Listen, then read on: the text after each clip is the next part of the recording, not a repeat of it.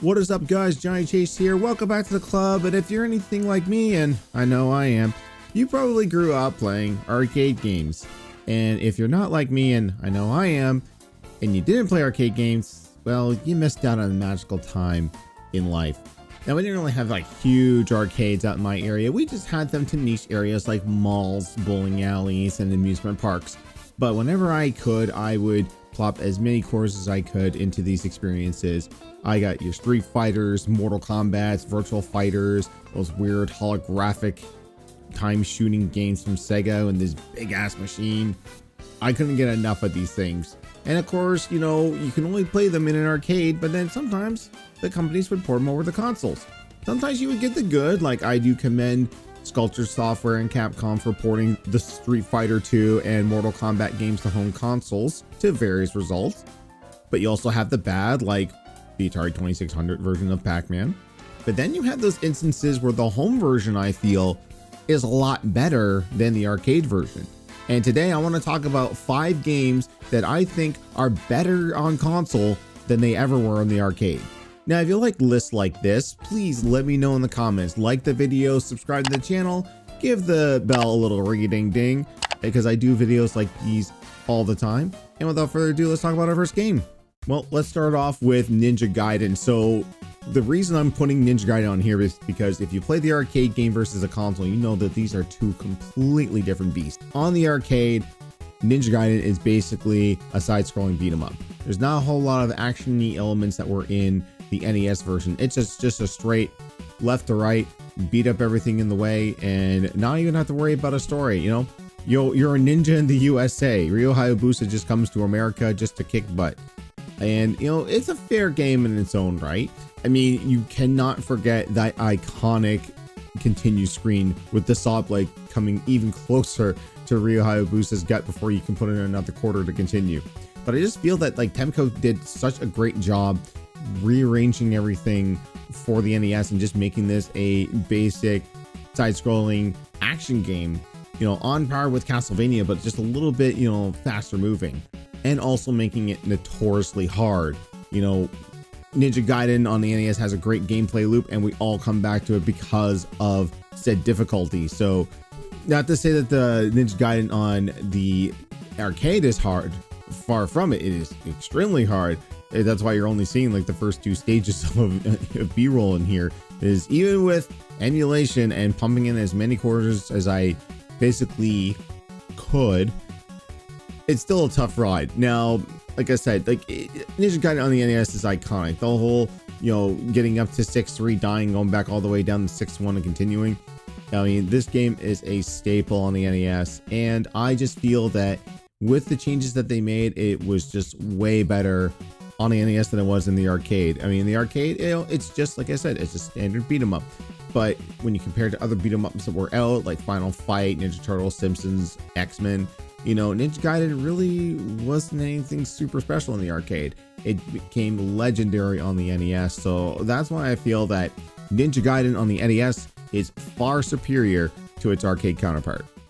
And the next one, to nobody's surprise, I have a goddamn 10-hour video on this channel about the subject. I'm talking about Bionic Commando. So Bionic Commando on the arcade was just a simple side-scrolling action platformer without a whole lot of story. It's just, you're just ascending up to different levels. I think there's only like 5 stages in the game. But with Bionic Commando on the NES, it, you know, gave you an overworld. It gave you multiple levels. It gave you, you know, weapons that you could freely switch out before heading into the next stage. I mean, for the arcade game, you only have the one weapon that you can pick up randomly from, you know, drops, but as soon as you get hit, you lose the weapon. So at least in this case, you know, you get the spreader, you get the 3-way, you get the bazooka and the missile launchers. You get to keep those. Plus with, you know, making sure that you get the right communications board every time you go into a level. You get the special items as well. You get the extra hits. Collecting all of the bullets increases your life gauge so that you can take more than one hit. They just, you know, expanded this fully, and then, you know, creating a brand new story around it. You know, in Japan, this game is known as Hitler no Fukatsu, dealing with a resurrected Nazis trying to bring back Hitler and the great weapon Albatross. Obviously, we had to censor that a whole lot in the West, but I mean, you've heard me talk about Bionic Commando until the cows come home. And if you want to watch me play all the Bionic Commandos, you know which video to go find. But like I said, like nothing to discredit the arcade version. Bionic Commando, I feel, is pretty good, but what they did with the home console release was just, 10 times better. So again, another game that I feel is better on console versus arcade is Bionic Commando. Shocker. Okay, next up is a game that I thought was just originally on the NES until years later I found out that it was an arcade game and then played it for myself. I'm talking about Contra from Konami. So I'm playing this on the Contra Anniversary Edition, and when I played it originally, we did not have a Contra cabinet around my area, so I did play it through the evils of MAME and emulation. And not knowing that there was only a 3 continue limit on it, I had to play around the dip switches a little bit to make it go into free play to play it. I found that the Contra on arcade was incredibly short, and also, like, I know it's a product of the time because you had those vertical monitors. There just wasn't a whole lot of real estate. Like, there's nice big sprites on that, but something about Contra on the arcades just didn't feel right.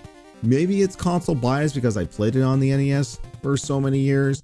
But just even like playing it on the NES with 2 players, even putting in the Konami code, back then we called it the Contra code because we didn't know you could do that on other Konami games. It just feels better on the NES, and also the fact that you're taking a hit in graphics, which I should say this, it's going to be like this for all the games. Like, you are taking a hit in graphics, as far as like animation, pixel count, and things like that. But still, like, great graphics do not make a great game. Great gameplay makes a great game. And I feel that Contra's gameplay on the NES just lends itself to be a little bit better than the arcade version. I mean, in the arcade version, on the waterfall stage, you just have like a wall of like 2 turrets and, some grenade launchers. There's not this gigantic alien head that's like spinning around with, tentacles and shooting you that way. I mean, I love like those little extras that they add into the home releases, as far as like bosses and stuff go. So again, that's going to be, player bias from me because I did play the home console first before I played the arcade. I can appreciate both, but just in my opinion, I feel that Contra on the NES is a little bit better than Contra arcade. Next up, I feel like I'm going to get a little sacrilege, and I am wearing the appropriate shirt for this, but I feel that Turtles in Time Arcade is not as good as Turtles 4 Turtles in Time on the SNES. Now, people say like, well, the SNES version doesn't have 4 players. I'll give you that. It is a lot of fun to play 4-player Turtles than 2-player Turtles. But even in that, with the arcade version, I find that it's just, there's no impact to attacking foot soldiers or rock soldiers.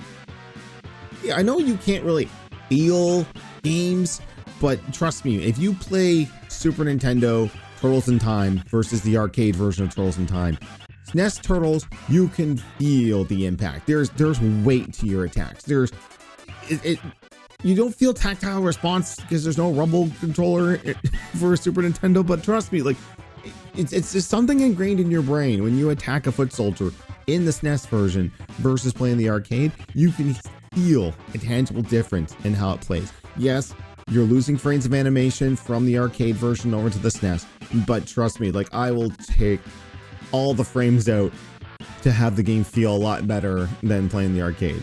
And also too, with the home version, they added in more levels. There's, the Technodrome, and they also created new bosses. So like fighting Shredder, and from his POV and the way to fight him is throw foot soldiers into him. That was just chef's kiss. It was so good.